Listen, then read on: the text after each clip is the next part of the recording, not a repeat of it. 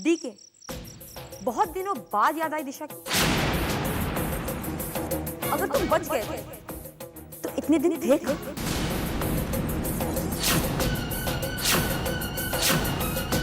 इतने दिन खबर क्यों नहीं ली दिशा? कहाँ थे? क्या कर रहे थे? बोलो डीके, जवाब दो।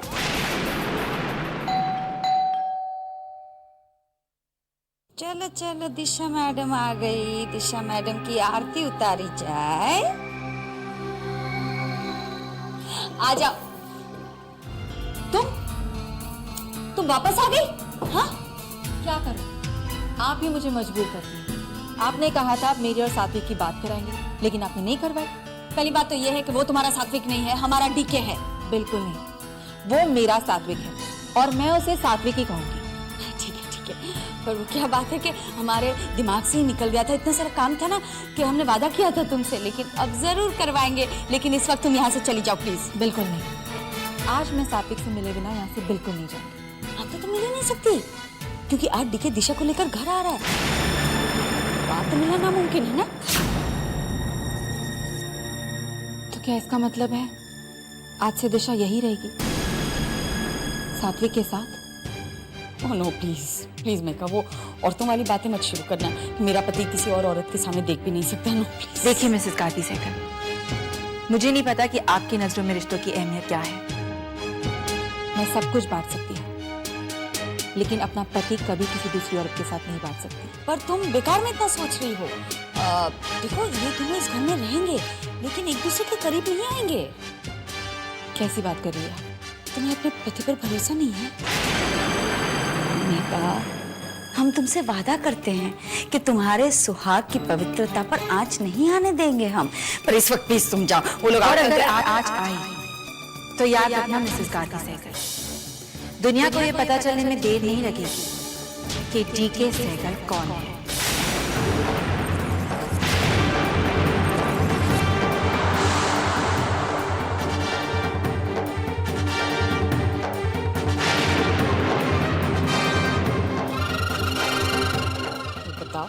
हर बार धमकाकर चली जाती। ये दिशा और डीके अब तक आए क्यों नहीं? जब दिशा इंदर के कत्ल के इल्जाम में जेल में थी तो तुम उसकी मदद के लिए क्यों नहीं आई? उस वक्त कहाँ थी तुम? अब ये मत कहना कि इसके बारे में तुम्हें कुछ नहीं मालूम। खामोश रह के हमारे सवालों से बच नहीं सकते। मुझे नहीं लगता कि डीके को आपके किसी भी फिजूल सवाल का जवाब देने की जरूरत है। मैं सिर्फ इतना जानती हूँ कि जरूर कोई बहुत बड़ी मजबूरी होगी जो डीके इतने दिन मुझसे दूर रहा है। मेरे लिए इतना बहुत है कि सब कुछ ठीक हो जाने के बाद ये सीधा मेरे पास आया। डीके मेरे पास आया है, ये इस बात का सबूत है कि मुझे कितना प्यार करता था। चलें दिशा, हमें अपने घर जाना है।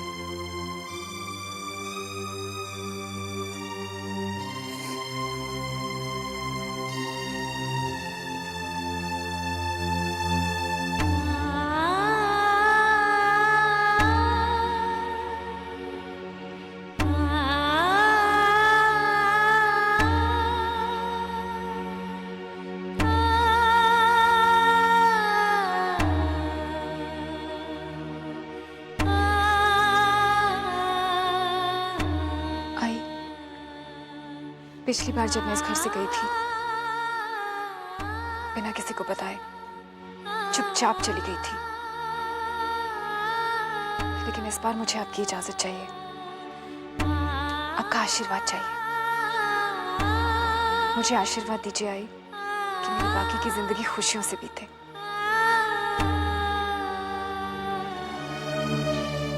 खुश रहे मेरी बच्ची, बापा तेरी रक्षा करे। जा बेटा, अपने पति के साथ अपनी जिंदगी खुशी से बिता। बेटा मैंने तेरे साथ अच्छा किया, बहुत सी अतियां की हैं मैंने तेरे साथ। हो सके तो मुझे माफ कर दे बेटा।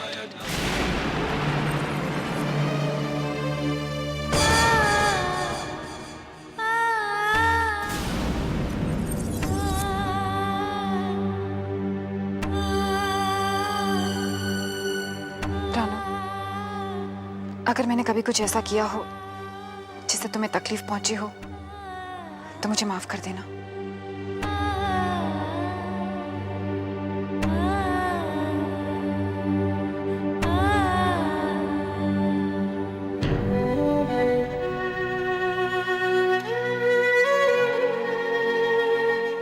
हो सके तो मुझे माफ कर देना बेटा। जाते जाते भी मैंने तुम्हें तकलीफ पहुंचाई। इस तरह मुझे अचानक देखकर तुम्हारे मन में बहुत सारे सवाल उठ रहे होंगे। क्योंकि ये मत समझना कि मैं तुम पर शक कर रही हूँ। नहीं दिशा, तुम्हारे मन में सवाल उठना बिल्कुल वाजिब है। पहला सवाल कि मैं चला कहाँ गया था, दूसरा सवाल कि अब तक मैं था कहाँ, और तीसरा सवाल कि मैंने अब तक फोन भी नहीं किया। दिशा, ज्यादा तो मुझे याद नहीं क्योंकि मेरी याददाश्त चली गई थी। नहीं, घबराने की कोई बात नहीं है। डॉक्टर्स ने मुझे कहा है कि मेरी याददाश्त फिर वापस आ जाएगी। जहां तक मुझे याद है, डॉक्टर्स ने मुझे बताया था कि मेरा मुंबई पुणे हाईवे पे एक बहुत ही भयानक एक्सीडेंट हो गया था। फिर लोगों ने मुझे वहां से उठाकर पुणे हॉस्पिटल में एडमिट करवाया था। तुम्हें यकीन नहीं हो रहा?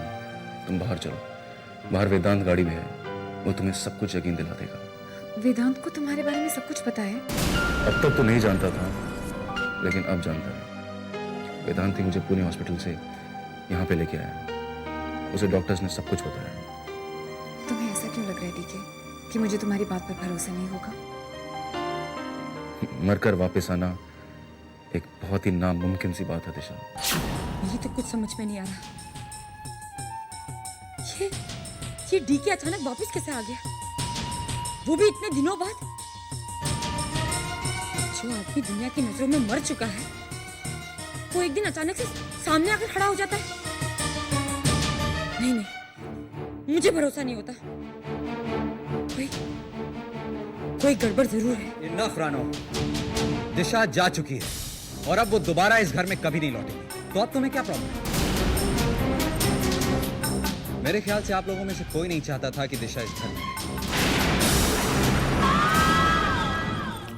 मुझे तो अफसोस होता है कि मैंने उसे गलत समझा।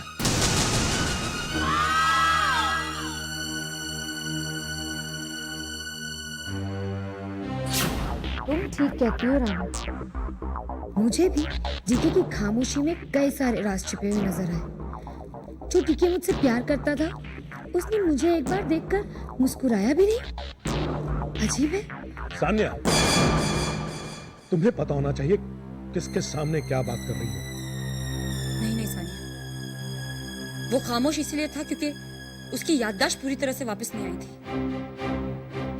लेकिन सानिया, राज उसकी खामोशी में नहीं, बल्कि उसकी इस तरह से वापस आ जाने में है। तुम्हारी बातें मेरी समझ से बाहर है। वो इसलिए काका क्योंकि आपकी सोच बहुत ही सतही है।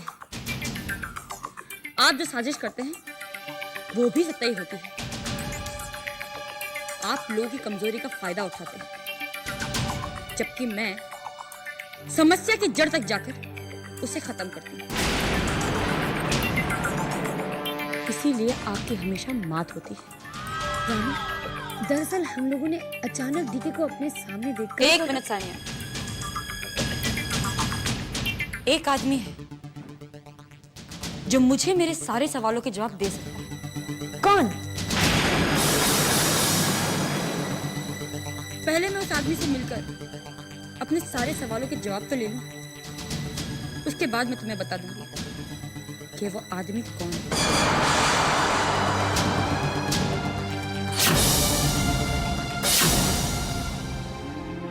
आज तुम उन्हीं लोगों के साथ मिलकर दिशा के खिलाफ साजिश कर रही हो जो कल तक हमारे खिलाफ साजिश कर रहे थे। बप्पा, मेरी बेटी को रास्ता दिखाओ। ये गलत रास्ता अपना रही है, इसे सही रास्ता दिखाओ बप्पा।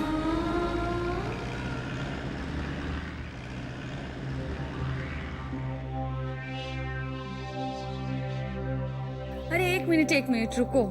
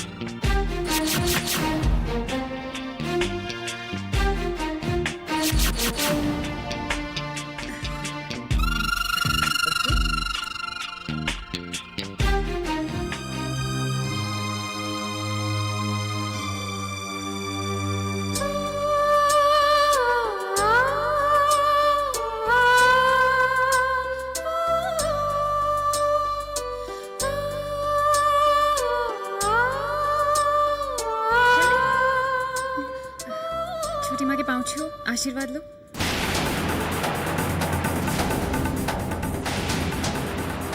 पैर छूने की कोई जरूरत नहीं, हम उसमें यकीन नहीं रखते। और फिर हमारा आशीर्वाद तो हमारे सनी के साथ हमेशा है।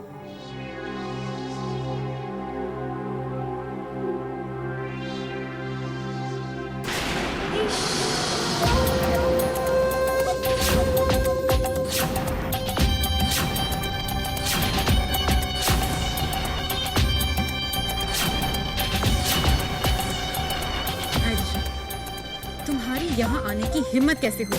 तुम जानती हो ना मैं तुमसे कितनी नफरत करती हूँ। तुम समझने की कोशिश क्यों नहीं करती हो? मेरा तुम सबके अलावा इस दुनिया में और कोई नहीं। मैं तुम में से किसी को कोई तकलीफ नहीं पहुंचा। अब और कौन सी तकलीफ बची है पूर्णिता?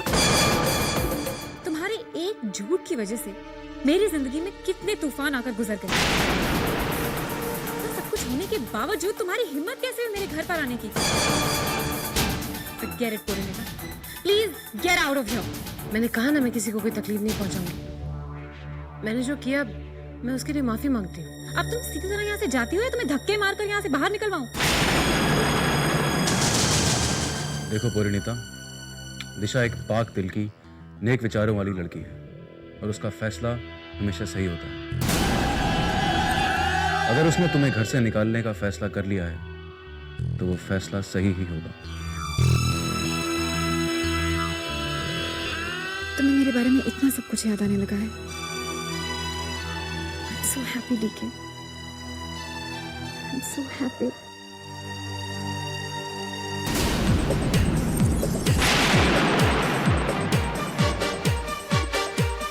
सब कुछ तो नहीं, लेकिन काफी कुछ याद करने की कोशिश कर रहा हूँ।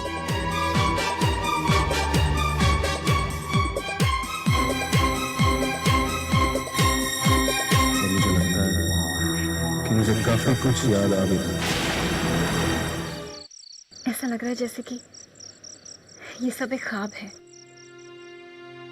हम दोनों फिर से एक साथ।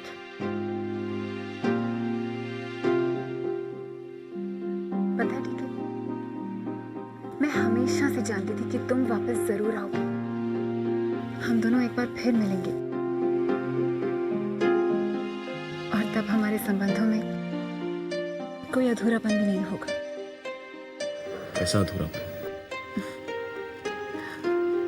शायद तुम्हें याद नहीं, हमारी शादी तो हुई थी लेकिन सही मायनों में हम कभी पति पत्नी नहीं बन पाए। ठीक है, तुम्हारे जाने के बाद मुझे इस बात का एहसास हुआ कि मैं तुमसे कितना प्यार करती हूँ। तुम चले गए तो जैसे जिंदगी का एक हिस्सा चला गया, शरीर से आत्मा चली गई। मैं एक चलती फिरती लाश बन गई थी। DK, I need you. मैं तुम्हारे बच्चे की माँ बनना चाहती हूँ।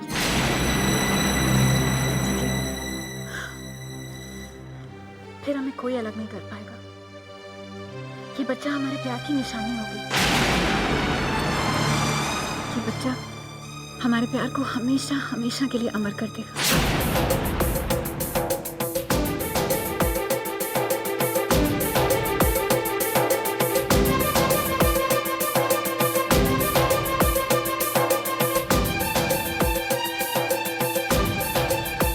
दिशा, तुम्ही ने कहा था कि हमारी शादी हुई तो थी लेकिन फिर टूट गई थी। आई एम सॉरी दिशा, मैं समझ सकता हूं कि तुम पर उस वक्त क्या बीती होगी, पर मुझे उस वक्त का बिल्कुल कुछ भी याद नहीं है। पर मैं एक बात जरूर कहना चाहूंगा कि मैं और तुम शादी के बंधन में बंधे बिना बच्चे के बारे में सोच भी नहीं सकते। मुझे बहुत अच्छा लगा जो तुमने ऐसा कहा डीके। वैसे भी हमारा कॉन्ट्रैक्ट तो खत्म हो चुका है। कॉन्ट्रैक्ट? तुम्हें कॉन्ट्रैक्ट के बारे में कुछ भी याद नहीं?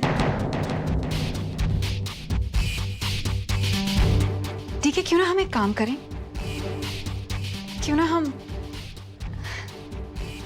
फिर से शादी कर लें। वैसे भी तुमने कहा था ना डीके कि शादी के बिना हम बच्चे के बारे में सोच तक नहीं सकते। मुझे बहुत अच्छा लगा जो तुमने ऐसा कहा। अब मुझे यकीन हो गया डीके कि तुम बदल गए हो। तुम रिश्तों की इज्जत करने लगे हो। क्यों? क्या मैं पहले रिश्तों की इज्जत नहीं करता था? मैंने ऐसा तो नहीं कहा था। आज की रात, सिर्फ आज की रात यहीं रुक जाओ इस कमरे में। एक्चुअली डीके, पहले हम दोनों के दिलों में एक दूसरे के लिए सिर्फ नफरत होती थी। हमारा रिश्ता समझौते की बुनियाद पर बना था, लेकिन अब मैं जानती हूँ तुम सिर्फ मेरे डीके बनकर वापस आए हो। वो दुष्यंत जिसकी मैं हमेशा कल्पना किया करती थी।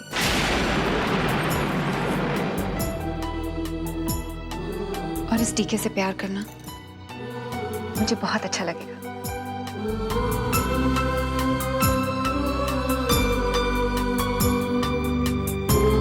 Good night DK.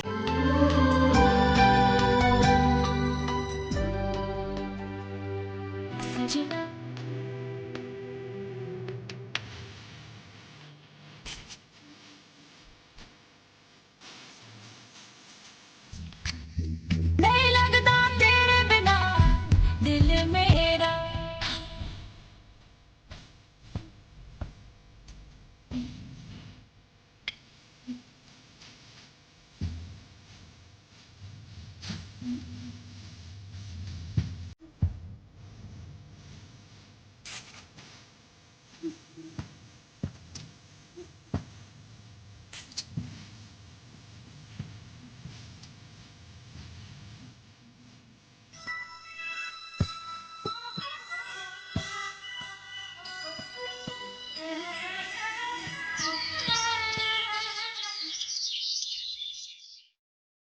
डीके,